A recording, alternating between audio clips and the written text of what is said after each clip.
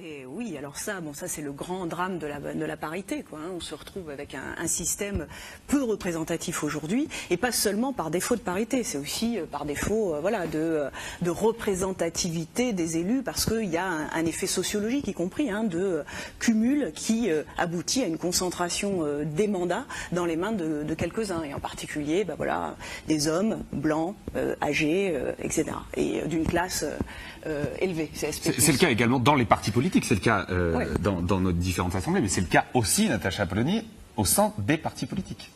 C'est le cas dans toutes les strates supérieures de la société, parce qu'il y a une rupture de l'ascenseur social, une rupture du brassage des élites qui est absolument nécessaire en démocratie. Une démocratie ne peut pas vivre en piochant ses élites dans 25%, voire 10% de la population. Ça ne peut pas marcher. Oui, c'est plus 10%.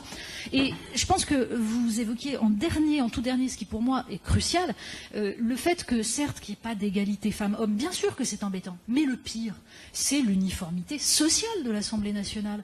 C'est le fait qu'il n'y a pas d'ouvriers, il n'y a pas de paysans. J'avais un vieil ami qui me disait, mais rendez-vous compte, l'Assemblée nationale est constituée d'avocats, de médecins et d'enseignants, c'est-à-dire des gens qui voient des délinquants, des gens qui voient des malades et des gens qui voient des enfants. Comment voulez-vous qu'ils aient une idée de ce que sont les citoyens dans leur diversité? Bon, c'est une boutade, mais en tout cas, il y a une absence de renouvellement des élites qui commence dès l'école et qui fait qu'à aucun moment quelque chose est fait pour que n'importe quel citoyen puisse se dire qu'il pourrait à un moment donné gouverner. Or, le principe d'une démocratie, c'est que tout citoyen peut être à un moment donné un gouvernant et il doit pouvoir le penser.